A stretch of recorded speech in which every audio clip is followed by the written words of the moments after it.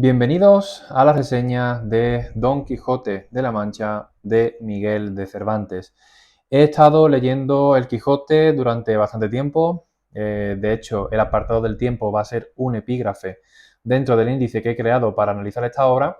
Y bueno, pues en este vídeo vamos a hacer la reseña de esta obra, pero no solo la reseña, sino que va a ser prácticamente pues casi como un curso, va a ser como como un marco teórico de diferentes apartados de la obra, del autor y de diferentes apartados que tienen que ver con la obra, no solo la reseña, ¿vale? Porque vamos a ver el índice, va a ser un vídeo que voy a dividir en tres partes.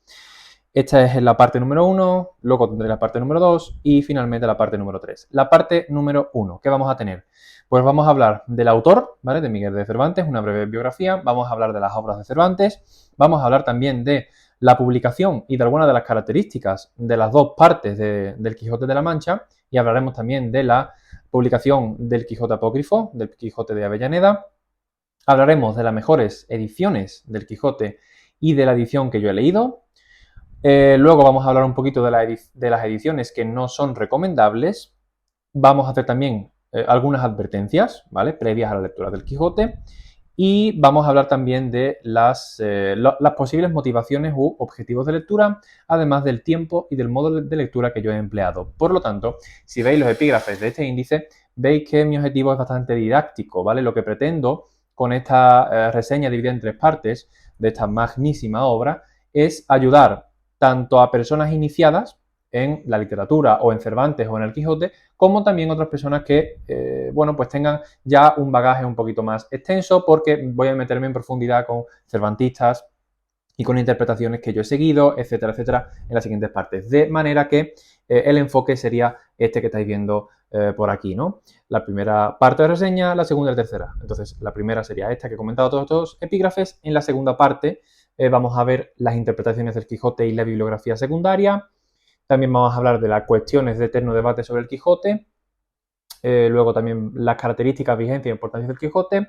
Y vamos a hablar un poquito de por qué es una novela de novelas y, todas las novelas que tenemos, todos los géneros narrativos que tenemos dentro del Quijote. Y ya por último, en un tercer vídeo, vamos a hablar de los pasajes subrayados que yo los pasajes que yo he anotado.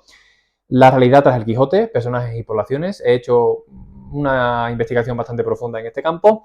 Luego mis aportaciones del Quijote, porque he hecho alguna aportación, interpretación que no he visto en otras personas que lo han analizado, en concreto una.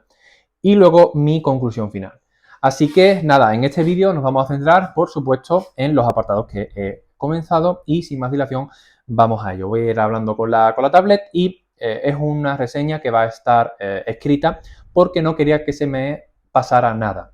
Así que antes que nada os invito desde ya a que os suscribáis al canal porque esta es la primera parte, pero voy a hacer una segunda parte y otra tercera. Es decir, me he propuesto en estos meses que llevo con el Quijote desgranar la obra al máximo. O sea, me he visto cursos del Quijote, me he leído bibliografía del Quijote, me he leído la obra, me he leído incluso varios capítulos muchas veces, he estado investigando sobre la realidad del Quijote, así que ha sido un trabajo detrás que he estado realizando durante estos meses en la sombra del canal para hacer estos tres vídeos que se pueden considerar prácticamente pues, como un curso de iniciación, pero también como de ciertos aspectos avanzados.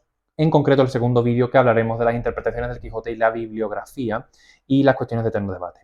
Pero sin más dilación, lo que voy a hacer es, con un lápiz en la tableta, voy a grabar de hecho la pantalla de la tableta para ponerlo en algún lado, no sé si por aquí o por aquí por el vídeo, para que vayáis viendo la reseña y yo cómo la voy leyendo yo concretamente. Bueno, a partir de ahora voy a poner el Word grabado, ¿vale? Grabando la pantalla del iPad para que vosotros vayáis viendo. Aquí he puesto guía reseña de Don Quijote de la Mancha con una portada muy bonita. Rocinante no es como se describe en la obra, pero así es como he incluido esta ilustración. Bueno, el índice ya lo hemos comentado. Hoy vamos a tratar del apartado 1 al 8, ¿de acuerdo? Así que va a ser un vídeo largo, no sé cuánto será, probablemente una hora. Y vamos con ello. Bien, vamos a empezar del autor. Autor y breve biografía. Miguel de Cervantes Saavedra.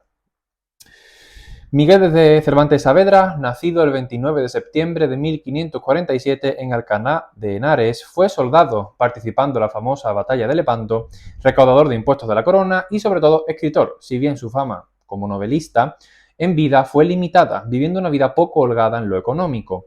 Muere a los 69 años en Madrid y en el año 1616 a causa de una posible diabetes, esto no se sabe con exactitud, un año después de la publicación de la segunda parte del Quijote. Bien, obras de Cervantes. En cuanto a narrativa, tenemos La Galatea, del año 1585, Don Quijote de la Mancha, primera parte, 1605, las novelas ejemplares, que las tengo de hecho por ahí, 1613, Don Quijote de la Mancha, la segunda parte, 1615, y los trabajos de Persiles y Sigismunda, obra póstuma, publicada en el año 1617. En cuanto a lírica, poesía, Viaje del Parnaso en 1614, aunque Cervantes muchas veces se ha autodenostado como poeta, ¿vale? Y, bueno, pues tiene pues cierta envidia, entre comillas, por Lope de Vega. De hecho, Lope de Vega sale mencionado muchas veces en cuanto a su obra de El arte nuevo de hacer comedias en el propio Quijote, etc. Y en cuanto a teatro, tenemos Los baños de Argel, La cueva de Salamanca, El gallardo español, La gran sultana, La Numancia, que es probablemente su obra dramática más famosa, Pedro de Malas, El retablo de las maravillas, también muy famoso, El rufián dichoso y El retrato de Argel. Existen otras muchas obras atribuidas a Cervantes, pero que he estado investigando y como no está del todo clarificado si son de su autoría, pues no he tenido a bien mencionarlas aquí por si acaso. Bien, la publicación de las dos partes de Don Quijote de la Mancha. La primera parte del ingenioso hidalgo Don Quijote de la Mancha se publica en el año 1605 en Madrid por el impresor Juan de la Cuesta, año en el que Cervantes tenía 58 años. Pongo por aquí la reseña. La edad de Cervantes no es un tema baladí, ¿vale? Pues gracias a su previo presamiento en Argel, su estancia en la cárcel a causa de su trabajo como contable y su estancia en Esquivias, pueblo de la Mancha, en donde se fraguó la novela, como comentaremos más tarde, Cervantes no solo pudo componer el Quijote, sino que su tardía edad en parte aseguró que el autor tuviera un bagaje y experiencia idóneos que repercutió en dicha obra y que conformó la mayor obra de la literatura universal por ser esta original, dialéctica, genial, crítica, compleja y paradigmática. Cosa curiosa, entre el tiempo que transcurrió desde la primera parte del Quijote, desde la publicación de la primera parte del Quijote, se publica en el año 1614 en Tarragona El Quijote de Avellaneda, que es una obra escrita por alguien cuyo seudónimo fue Alonso Fernández de Avellaneda. Es el llamado Quijote apócrifo, una obra que se enfrenta al Quijote original en estilo e ideas de forma paródica, ensalzando los fracasos y necedades de Don Quijote y haciendo variaciones de nombres e idiosincrasia de los distintos personajes que aparecen en la novela. Probablemente fuera escrito por el círculo de Lope de Vega, porque Lope de Vega, como sabemos, era colaborador del Santo Oficio, de la Santa Inquisición, y no en vano en dicha obra apócrifa Don Quijote se enfrenta a la penitencia de leer dos libros sagrados que hacían leer a los herejes ilustres. Esta es una aportación que he oído de Jesús G. Maestro, que a su vez ha sido tenida en cuenta por no sé qué cervantista del siglo XX. O bien también se supone que pudo haberse escrito o bien por el círculo de Lope de Vega y por tanto por varios autores o también por Jerónimo de Pasamonte, que sale en la novela y es un compañero de batalla, quiero recordar, y casi enemigo de Cervantes, a quien expone y critica el mismo Cervantes en muchos capítulos de la segunda parte y de la primera, con el episodio de los galeotes. Cervantes hace con ello no solo un ejercicio de defensa de su obra y de dialéctica y crítica a la obra apócrifa respecto a la suya original, sino también un genial ejercicio de metaliteratura. La metaliteratura es la capacidad de, en una obra literaria, hacer una reflexión, un juicio acerca de obras literarias. ¿De acuerdo? Eso es metaliteratura. Meta significa una preposición griega que significa más allá, ¿de acuerdo? Por tanto, metaliteratura es ir más allá de la literatura. En muchos pasajes de la segunda parte. Véase, por ejemplo, la página 1003, el capítulo 59 de la segunda parte. Y esto es una característica de esta reseña que estoy haciendo, y es irnos directamente a las fuentes para ejemplificar todo. Bueno, luego comentaré la edición y tal y cual. Hemos dicho que nos vamos a ir a la página 1003 para ejemplificar este ejemplo de metaliteratura. Bueno, nos vamos a la página 1003. Ya os digo que va a ser una reseña que no voy a editar, o sea, pospondré, pondré por encima el vídeo del propio ACAD, pero no voy a editar demasiado porque si no me sería inmenso. Así que estas pausas son importantes. Bien, se encuentra Don Quijote en una venta al final de la segunda parte ya, no sé si de camino a Barcelona. y se encuentran con dos personas que están comentando una obra. Y dice, en estas y otras pláticas se pasó gran parte de la noche, y aunque don Juan quisiera que don Quijote leyera más el libro por ver lo que discantaba, refiriéndose al apócrifo, no lo pudieron acabar con él, diciendo que él lo daba por leído y lo confirmaba por todo necio, y que no quería, si acaso llegase a noticia de su autor que le había tenido en sus manos, se alegrase con pensar que le había leído, pues de las cosas obscenas y torpes los pensamientos se han de apartar cuanto más los ojos. Eran dos personas que estaban leyendo el Quijote apócrifo. Preguntáronle que a dónde llevaba determinado su viaje. Respondió que a Zaragoza, el del Quijote apócrifo, a hallarse en la justa del Arnés, que en aquella ciudad suelen hacerse todos los años. Díjole don Juan que aquella nueva historia contaba cómo don Quijote, el apócrifo, sea quien se quisiere, se había hallado en ella en una sortija falta de invención, pobre de letras, pobrísima de libreas, aunque rica de simplicidades. Por el mismo caso, respondió don Quijote, no pondré los pies en Zaragoza. Esto es una cosa que comentará luego Ernesto Castro en su curso, cómo los personajes del Quijote original tienen una independencia, cierta independencia con respecto al apócrifo. Entonces, se establece este rasgo metaliterario en cuanto el Quijote del apócrifo, el protagonista del apócrifo, se va a Zaragoza y el propio Don Quijote del original, conociendo la historia de Don Quijote apócrifo, evita Zaragoza para que no le relacionen con él. Estos son los elementos de metaliteratura que nos encontramos de forma recurrente en la obra de Cervantes. Entonces, la segunda parte del Quijote original no habría sido compuesta como tal sin la aparición del Quijote apócrifo, por ser, de hecho, la publicación de este último un tema recurrente entre los personajes del Quijote original en la segunda parte, como hemos comentado ahora mismo. ¿Quién sabe, no? Aquí ahora yo me pregunto, ¿quién sabe cómo hubiera sido la segunda parte del original si no se hubiera publicado el de Avellaneda? De todas formas, Cervantes vaticinó la tercera salida y, por tanto, la segunda parte del Quijote al final de la primera parte. De eso no hay duda. Pero de lo que sí hay duda es de cómo hubiera sido escrita, qué habría cambiado sin la publicación del de Avellaneda. Tenemos esa duda, ¿no? También es cierto que es sospechoso que en el solo plazo de un año Cervantes hubiera compuesto la segunda parte de manera tan perfecta. Sabía de antemano que se estaba preparando una continuación apócrifa de la primera y pudo de hecho haberla leído tiempo antes incluso de su publicación para así preparar esa retahíla de contrarréplica al apócrifo a partir de esas partes metanarrativas, aunque ya tuviera todo el corpus escrito de la segunda parte. Pregunta que lo deja ahí. Otra pregunta que me surge, ¿cuándo pensaba Cervantes publicar la segunda parte si no hubiera aparecido el de Avellaneda, habiendo pasado ya unos 9 años desde la publicación de la primera y estando Cervantes en la recta final de su vida? ¿Tendría pensada la muerte de Alonso Quijano con el fin de evitar continuaciones, como el propio Cervantes sostiene, si no hubiera aparecido el de Avellaneda? ¿Obligó el Quijote apócrifo a Cervantes a terminar rápido la segunda parte del original y quizá incluso a acortarla, a pesar de que está más pulida y mejor engarzada que la primera? ¿Estaría Cervantes pensando en escribir una tercera parte y cuarta o quinta salida?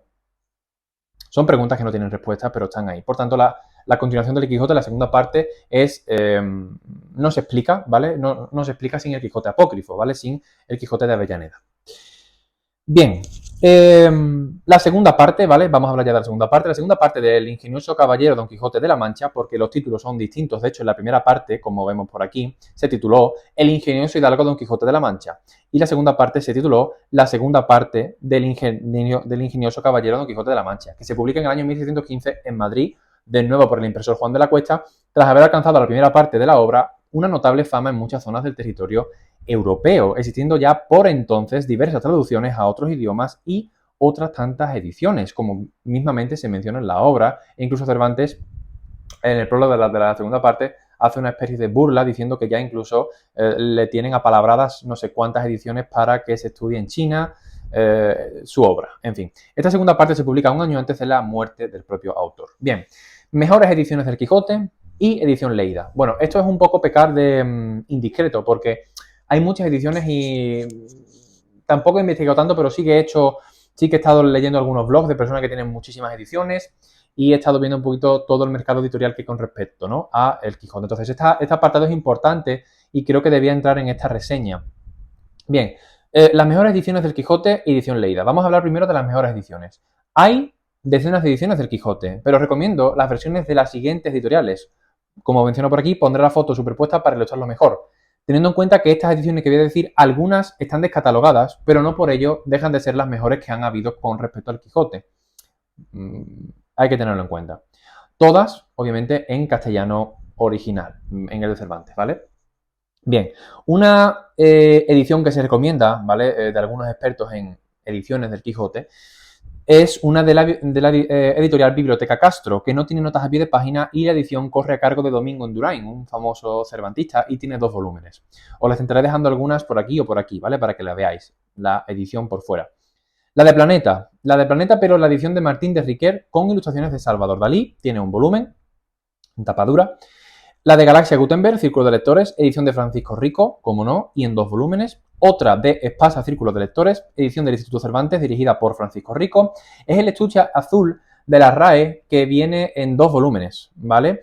Es la edición más completa hasta el momento. Yo diría que es demasiado completa porque tiene 3.500 y pico de páginas.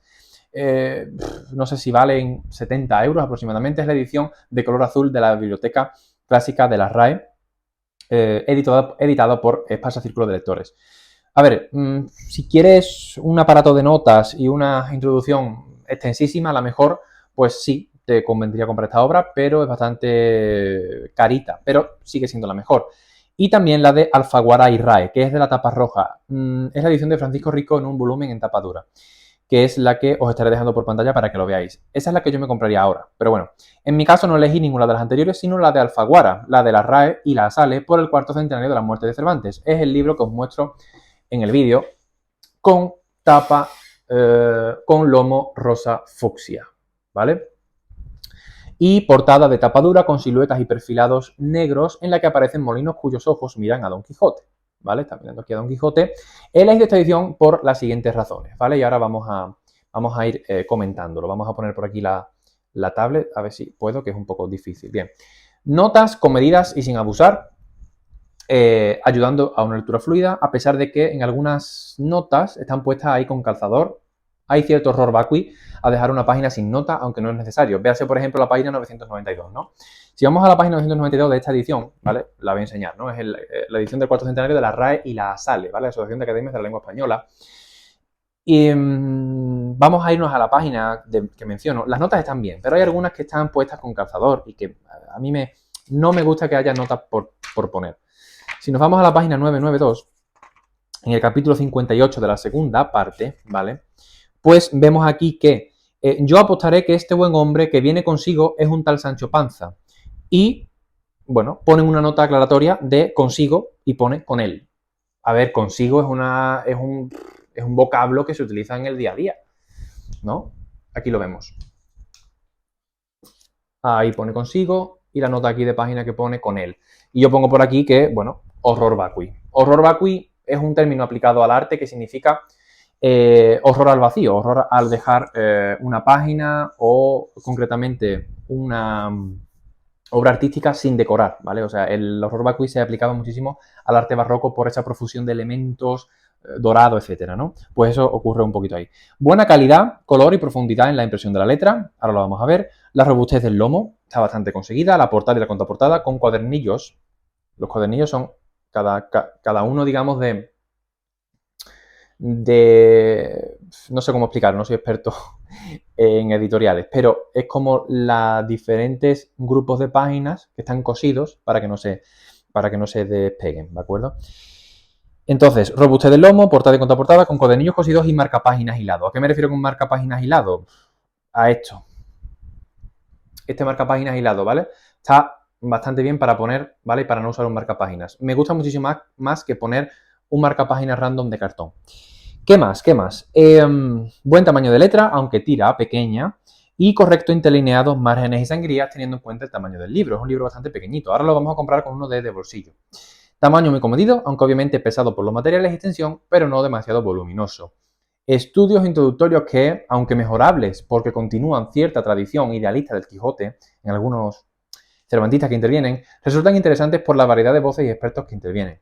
Luego hay un glosario de términos al final, muy interesante a quien le interese, los términos que se menciona, aplicado a las diferentes partes donde aparecen en el Quijote. El libro también puede abrirse y cerrarse en un gran amplio rango de amplitud y muchas veces sin sufrir desperfectos. De hecho, es un libro que estará impecable si se cuida. Véase el ejemplo de mi unidad como pongo por aquí. Fijaos mi unidad. O sea, ahí he estado con él, luego lo diré, ¿vale? Porque no es un apartado que Está perfectamente, ¿vale?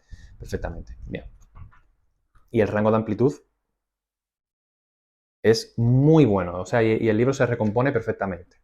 Así que en ese sentido, perfecto. Si lo comparamos con un libro de, por ejemplo, de la editorial de bolsillo, para que veáis el tamaño, que es bastante pequeñito. Bueno, aquí tenemos Un Mundo Feliz de Huxley y aquí tenemos la edición, o sea, no es demasiado grande. Así que si os gusta un poquito más grande, deberéis ir a la edición de que luego voy a recomendar. Luego, ¿qué más pongo por aquí? Se pueden realizar anotaciones con lápiz, de hecho es lo que yo he hecho en todas las páginas prácticamente, anotaciones con lápiz, vemos por aquí, a ver, se enfoca y ves el tamaño de letra y tal, interlineado, etc. No se transparenta el lápiz, ¿vale? No se transparenta el lápiz, pero el boli y los subrayadores no lo he probado, ¿vale? Bien, eso sí, si borramos, ¿vale? Yo que estaba con lápiz, si borraba alguna cosa, la letra negra se despintaba, ¿vale? Se despintaba. Pero bueno, esto es un fallo menor. El gramaje de la página es suficiente, aunque tira a periódico, ¿vale? Tira un poquito finito, tiende a ser más fino que grueso, algo típico en libros de esta envergadura. Si pusieran un gramaje mucho más grande, pues la edición se hubiera tenido que ir a 2 volúmenes. Y la calidad-precio de esta edición es imbatible, porque es la más barata y la más completa, ¿vale? Para mí, y el tamaño es muy portable. Son menos de 15 euros, de hecho son 14,90 euros, así que me parece increíble. Sin embargo, la edición que yo me compraría ahora mismo, que es la que pongo por aquí, si no tuviera el Quijote, sería probablemente la de Alfaguara y la RAE, en tapa dura y color rojo, cuya edición está a cargo de Francisco Rico. Cuesta unos 30 euros, por ser un libro de mayores dimensiones, como pongo por aquí, y por tanto más cómodo, aunque sea más pesado. Yo prefiero las ediciones de un solo volumen en tapa dura, pese a que la de los 2 volúmenes cuenten con una letra más grande y más cómoda. Pero yo prefiero un volumen. Vamos a dejarlo por aquí para que lo veáis durante toda la reseña. Espérate que dar control aquí. Ahí. Bien, vamos a seguir. Ediciones no recomendables del Quijote. Obviamente no voy a pecar de indiscreto, no voy a mencionar ninguna editorial, pero voy a aconsejar ediciones de un solo volumen en tapa blanda. Todos sabéis a las editoriales que me estoy refiriendo, no hace falta que las mencione por aquí. La edición de Cátedra en 2 volúmenes se salva un poquito porque tiene un pase, pero recomiendo mucho más las ediciones en tapa dura, antes mencionadas, ya sea en 1 o en 2 volúmenes.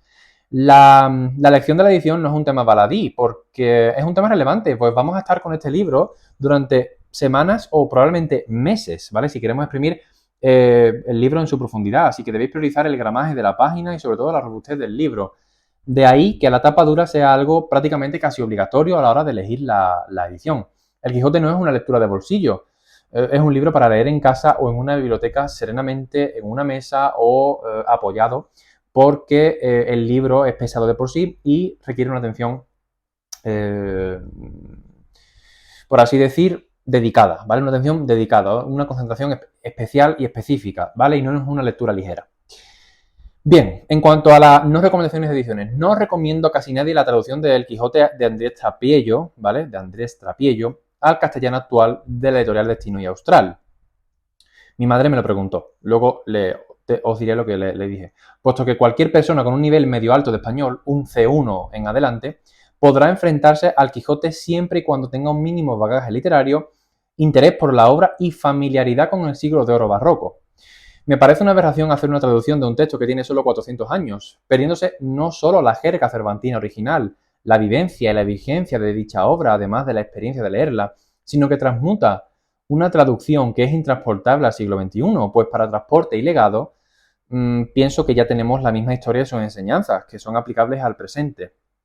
El español, tanto el idioma como la persona, tampoco ha cambiado tanto en estos 400 años. Y no me han faltado ocasiones, pongo por aquí en la reseña, en las que he anotado términos que se siguen usando en mi zona diariamente y que se remontan como mínimo al Quijote, tales como meaja, poca cantidad, estar o no católico, estar sano o no, caletre, por su propia capacidad, por su propia voluntad, en pelota, quedarse desnudo, en cueros, quedarse desnudo, hacer pucheros, empezar a sollozar, condumio, comida y bebida, de punta en blanco, ir bien vestido, cómo se llama para saber el precio de algo, ahito, harto de comer, ahorza, tener muchas obligaciones, plaza como sinónimo de mercado de abastos y amén de los cientos de refranes de Sancho Panza que siguen siendo usados por personas mayores de mi círculo familiar y amistoso y mi círculo de mi zona. Por lo tanto, estas expresiones que estoy poniendo aquí son algunos de los ejemplos, de los decenas de ejemplos, centenas de ejemplos que tengo en el Quijote de dichos que se siguen utilizando en mi zona. ¿vale? Por tanto, es un español bastante vivo todavía, excepto algunas construcciones gramaticales verbales sobre todo, pero el resto es muy parecido. Entonces, mi madre cuando me preguntó, Juanmi, porque me veía muy, bueno, y amigos también, ¿eh? Mi abuelo incluso, me veía muy apasionado con la lectura del Quijote. Oye, Juanmi, ¿crees que lo podré entender? Le dije, a ver, como entenderlo, lo vas a entender en la trama. Digo, pero ya luego si queremos profundizar, pues va a ser más complicado, pero puede leerlo en la trama. Entonces, estuve investigando ella con la traducción de Andrés Trapillo. Juanmi, ¿me lo recomiendas? Digo, a ver, sin entre leer el Quijote en la traducción de Trapiello en Ausar o Destino y no leer el Quijote, pues mejor leerlo en Destino, pero se pierde muchísima jerga, se pierde el alma, ¿vale? Se pierde el alma un poquito de la obra. Así que, bueno, les dije que se esperara mi vídeo y que decidiera. Bien. Advertencias previas a la lectura del Quijote, ¿vale? Vamos ya con un tema importante. Advertencias previas. Del Quijote se puede hacer una lectura superficial, como hemos dicho anteriormente, quedándose de esta forma el lector en la superficie del poliédrico asunto cervantino. Pero para una lectura más profunda, que desentrañe las enseñanzas cuitas, dialécticas, estilemas, críticas, ironías, estratagemas para sortear la censura, elementos metaliterarios, genialidad, diversidad de géneros narrativos y recursos narrativos y estilísticos, se deberá contar no solo con un conocimiento previo sobre literatura barroca y filosofía, sino con guías y recursos externos que faciliten no solo la comprensión de la trama, sino su sentido crítico profundo, sin caer en vacilaciones metafísicas, idealistas y mágicas con las que a veces se pretende interpretar el Quijote. Puesto que sobre todo, y aunque pudiera parecer lo contrario, el Quijote es una obra crudamente realista que nos habla sobre los peligros del ensueño si se pretenden llevar a cabo en la realidad fáctica, valiéndose para tal fin de la parodia, la ironía y la burla de los libros de caballerías. Y con esta frase ya estoy asomando mi batida de por dónde va a ir mi interpretación. Según yo, las pretensiones y deseos de Don Quijote siempre se estampan contra el muro de hormigón armado que es la realidad. Don Quijote pretende moldear la realidad a su ideal, pretexto de los posmodernos para defender al personaje como artífice de la moderna subjetividad estética, como defendía Ortega, y eso lo hace lejos de interpretaciones. Voy a apagar el ventilador. Y eso lo hace lejos de interpretaciones idealistas que abogan por la admiración del personaje por querer llevar a cabo sus sueños, lo hace tener mil pugnas, peleas, burlas y tropiezos, con la consiguiente moraleja de que o nos adaptamos a la realidad o ésta nos arrolla. A nosotros y a nuestros sueños, llevándose absolutamente todo por delante. Esta sería la interpretación materialista, ¿vale? La mía, a la que yo me he adscrito. La otra interpretación, la idealista, aunque la mayoría de cervantistas hacen una interpretación a medio camino entre realismo e idealismo. Pero bueno, esta sería la interpretación materialista, que es la mía. La otra interpretación, la idealista, arguye que Don Quijote se abre camino en el mundo imponiendo su perspectiva y sus deseos frente a todo lo inmutable y clerical de su mundo, y que aunque fracase, hace bien en intentar sobreponerse. De hecho, pongo por aquí que Albert Camus en su libro titulado El hombre rebelde hubiera incluido probablemente a Don Quijote, ¿no? Como persona rebelde que se enfrenta a su mundo y quiere sobrepasar la perspectiva de su mundo. Pero desde la perspectiva realista, Don Quijote fracasa e intervienen en estos fatales desenlaces elementos tales como la mentira, la burla, la picaresca y el escarnio. El Quijote como libro es un manual de vida, como bien sostuvo Dostoyevsky, y una obra poliédrica en sumo grado. De ahí su dificultad para interpretarla. Sí, es un libro didáctico y ejemplar, a la manera del Conde Lucanor, ¿vale? Pero con aventuras vividas por el protagonista en la ficción del libro, sin recurrir a cosas contadas por terceros. Es la experiencia de primera mano. Ya una característica del barroco, del siglo de oro español, es tener una mano siempre en la realidad, siempre, de lleno. Si leemos los pasajes de Don Quijote, sonetos de Quevedo, de Lope de Vega, La Celestina, etc., vemos que la realidad siempre se impone al ideal, ¿vale? Y una de las características que bien resaltan los cervantistas que estudian el Quijote es que ningún elemento metafísico produce una trama, o sea, produce una acción directa en la trama, sino que sirve como elemento de parodia. Bien, a esto se le une su literatura paranética, que es la que nos exhorta a hacer unas cosas y renunciar a otras, y así la obra sigue la misma senda de la de los estoicos, pero es un nuevo estoicismo, el del siglo de oro español, uno para el que fue menester tocar las apariencias con la mano para dar lugar al desengaño. Esto nos lo encontramos en la página 627 de mi edición, pero concretamente en el capítulo 11 de la segunda parte, donde Don Quijote, pues se desengaña con respecto a no sé qué acto que está viendo y le dice a Sancho que es menester a partir de ahora tocar las apariencias con la mano, dando lugar al desengaño, asomando la patita a Don Quijote de que la segunda parte va a ser un poquito diferente a la primera. Si los estoicos buscaban su bienestar en la ataraxia y en la dicotomía de control y la gestión de las emociones, el Quijote irrumpe fieramente en la realidad, le quita cualquier capa religiosa, fabulosa y amorosa que la altere y busca la realidad a base de palos y la serenidad a base de palos y a base de prueba y error. En el Quijote lo único que prevalece como trasfondo de todo es el desengaño y la realidad, como bien hilamos de nuevo con es menester tocar las apariencias con la mano para dar lugar al desengaño.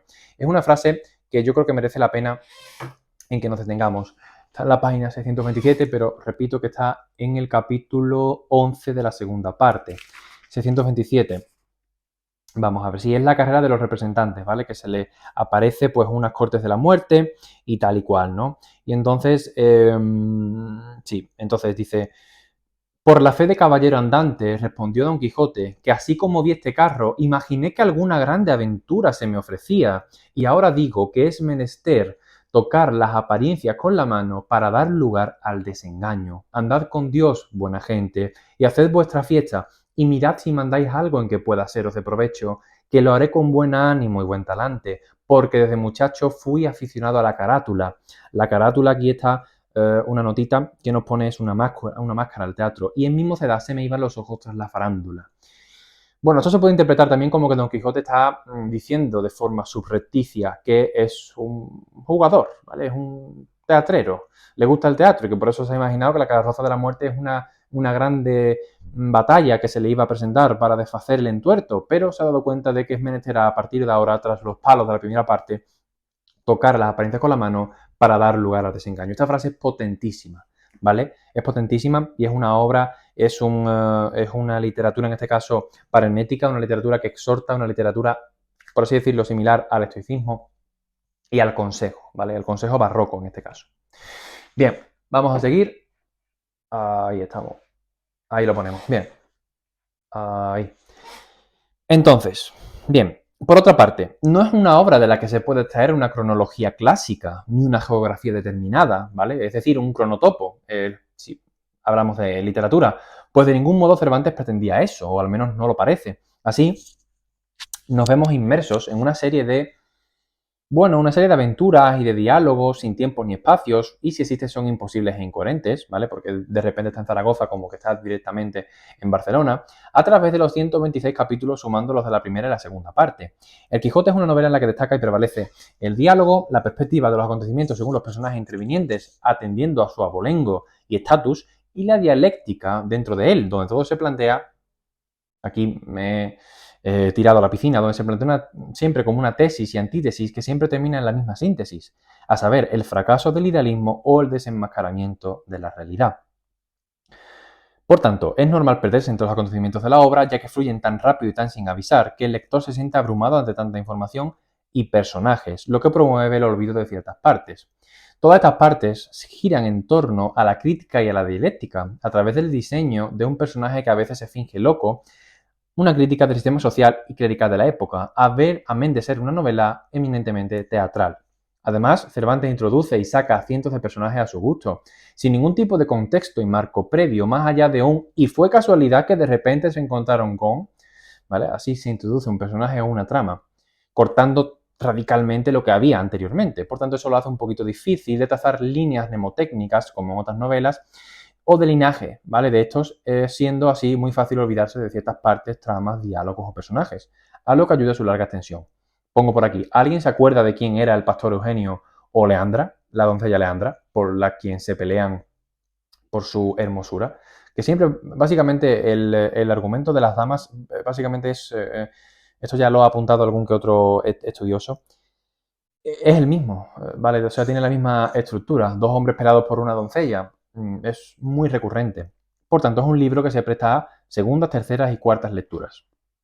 Bien, también es importante señalar y pararse en este punto, ¿vale? Esto es algo de mi cosecha. La vigencia de los diálogos del Quijote, que, si bien no se dieron en la realidad como tal, son trasladables a cualquier realidad de cualquier rincón pueblerino de la España actual, ¿vale? De la España campestre, por así decirlo. Y digo esto con conocimiento de causa. Y ahora vamos a hablar me voy a poner el papel de viejo cebolleta hablando de mi experiencia. Que ya ves tú la experiencia que puedo tener, ¿no? Pues la tengo.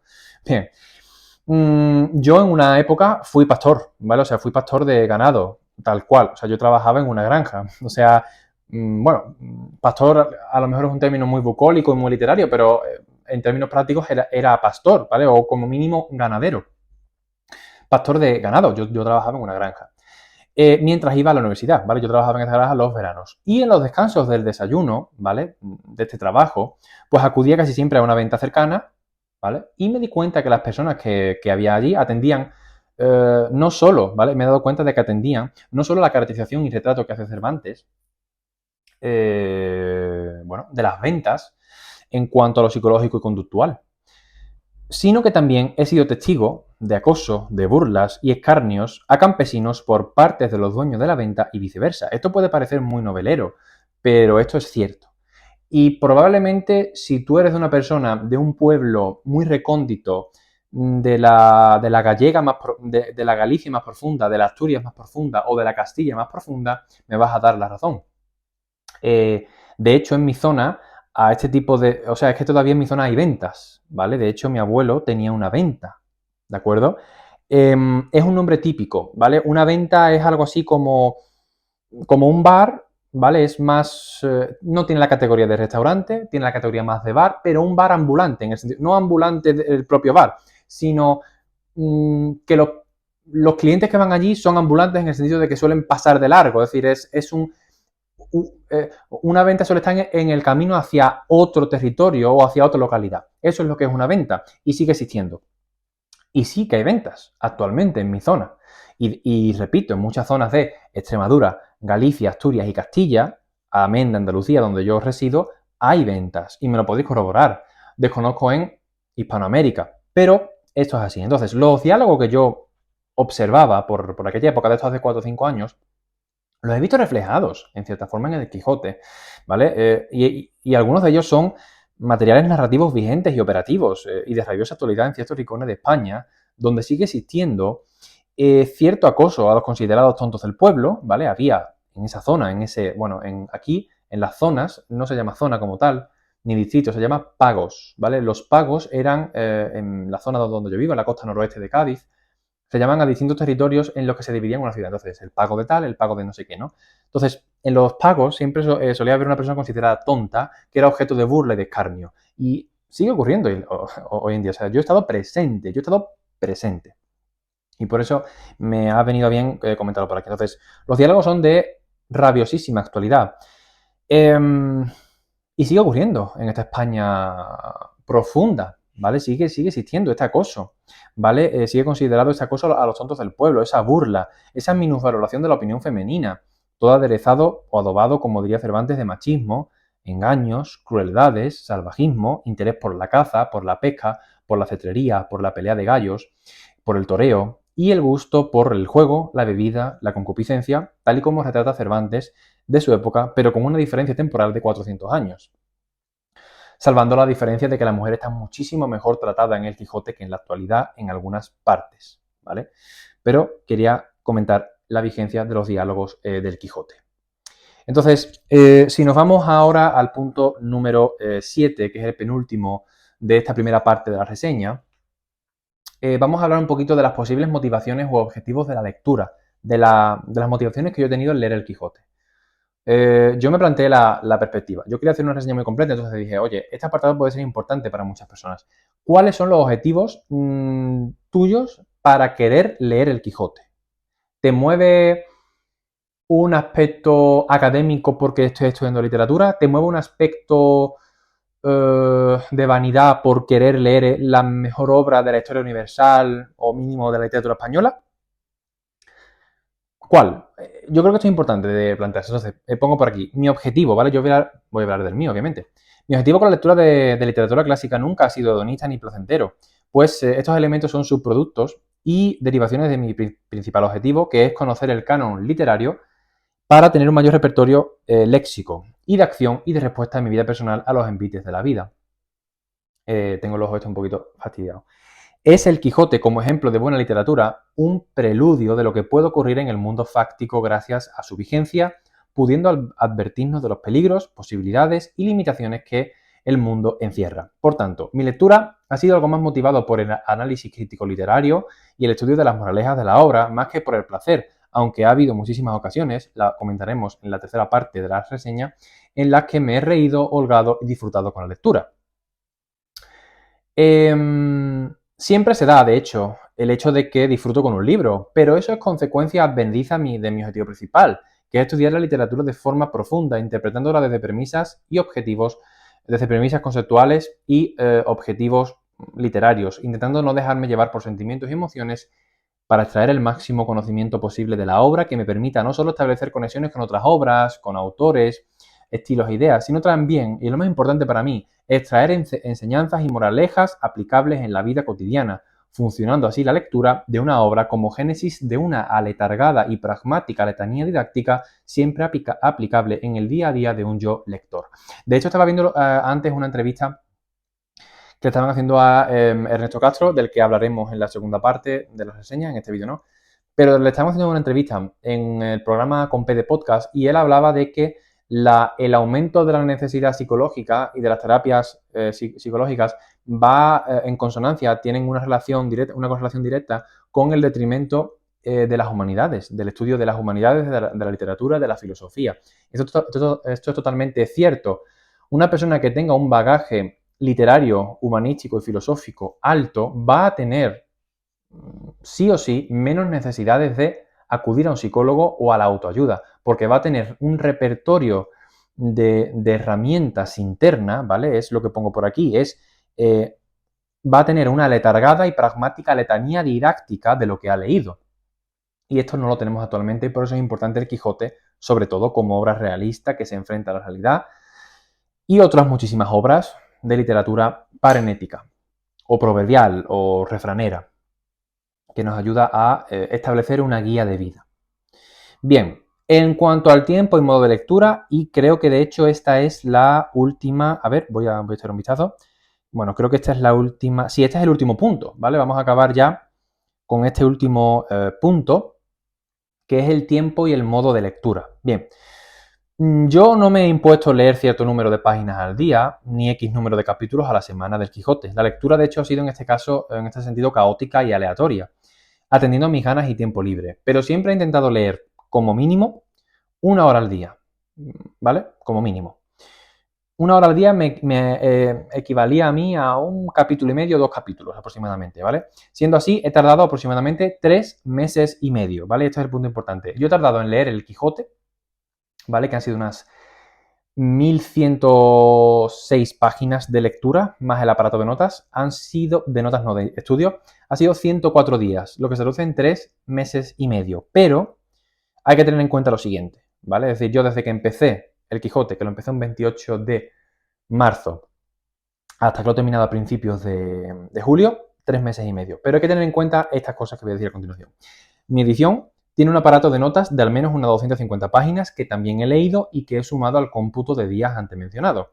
Un aparato de notas que yo recomiendo leer porque he comprobado que todo spoiler que se haga del Quijote es insignificante. Ya sabemos que el protagonista muere al final, es que esto no se considera ni spoiler, esto ya se sabe, ¿vale? O sea, es saber popular, que se muere al final.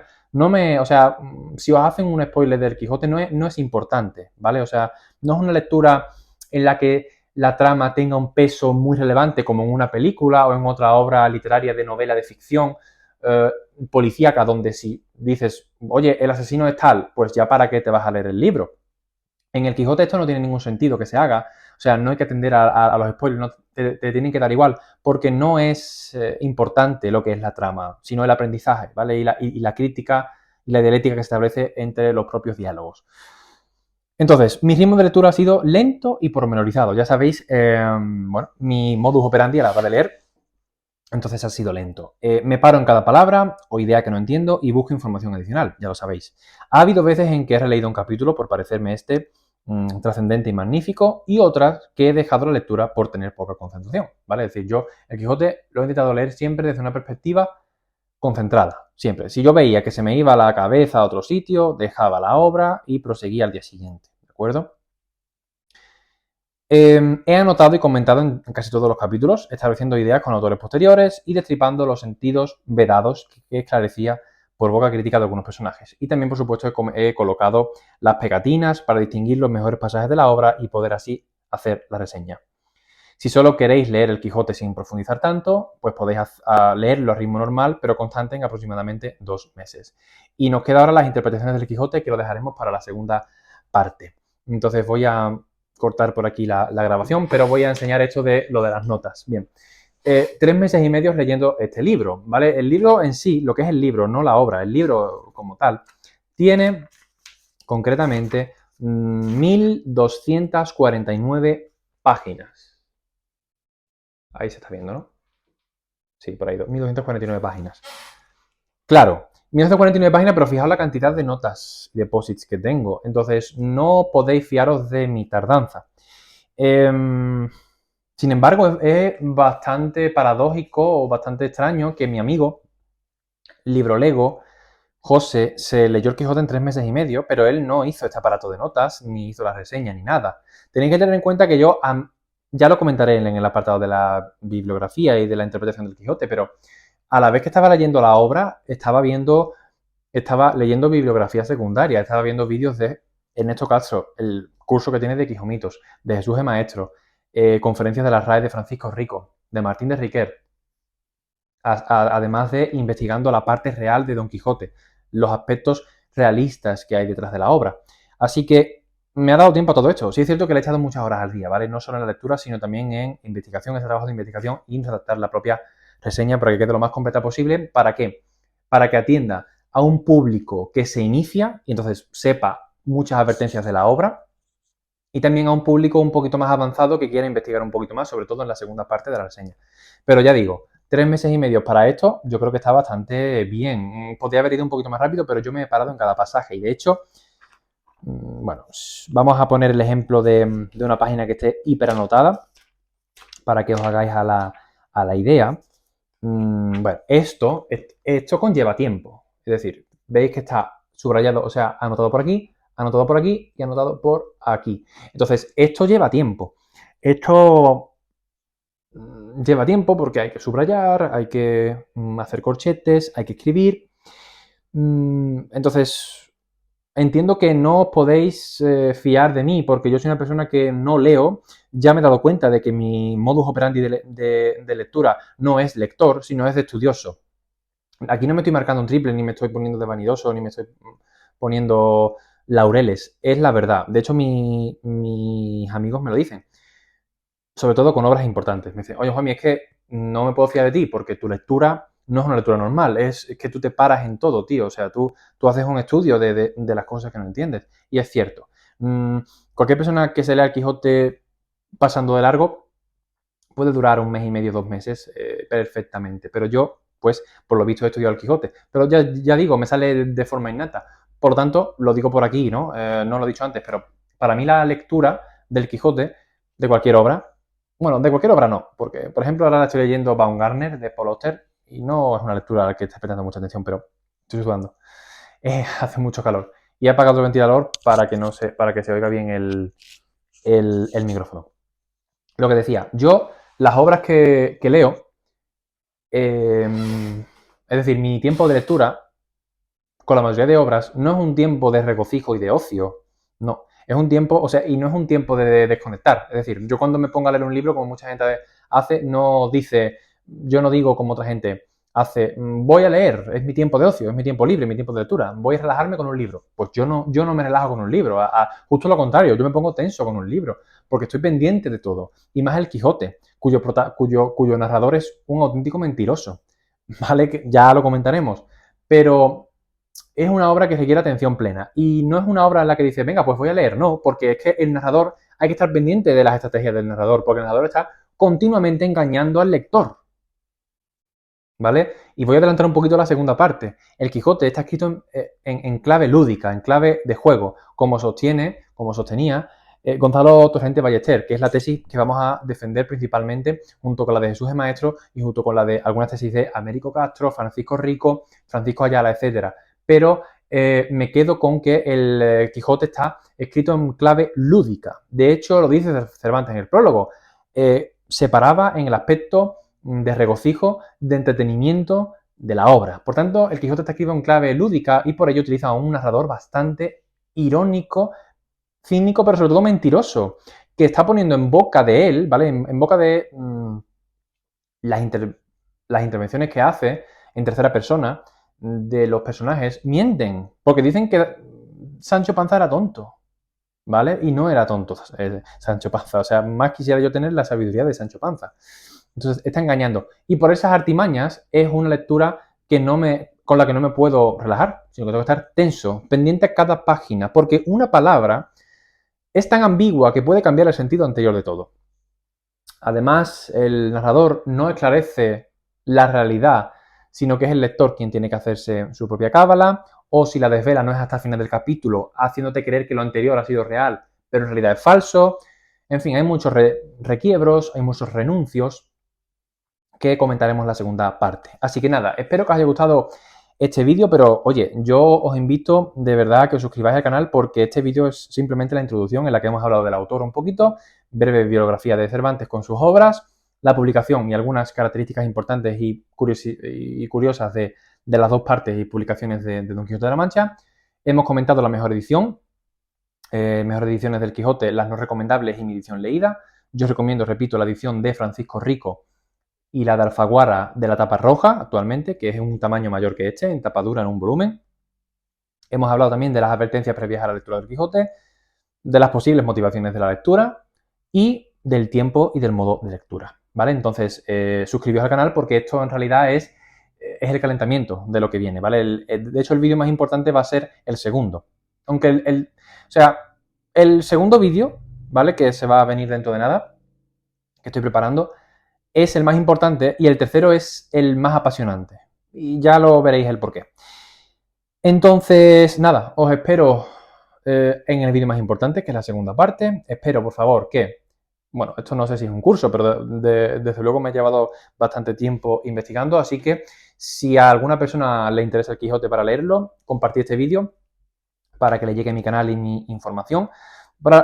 Es la reseña que más me he currado ever en el canal, nunca he investigado tanto en un libro, pero creo que se merecía eso, ¿no? Creo que merecía la pena en esta obra indagar y por eso he hecho este índice con todos los apartados que habéis visto. Así que nada, compartid el vídeo a quien crea que le pueda interesar, dadle al like porque me ayuda mucho y sobre todo comentar en los comentarios cualquier cosa con la que no estéis de acuerdo conmigo.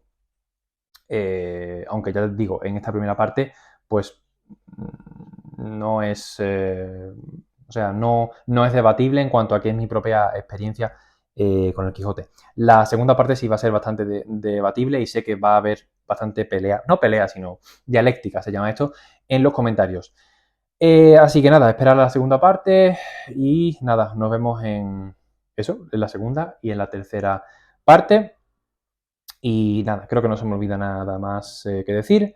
No voy a cortar el vídeo, simplemente voy a hacer zoom out y zoom in y pondré pues la grabación y algunos libros por encima para que lo veáis. Y esta se podría considerar pues la primera parte, ¿vale? La primera parte del curso este que estoy haciendo sobre el Quijote en 3 partes. No me enrollo más, me despido hasta el próximo vídeo y hasta luego. Chao.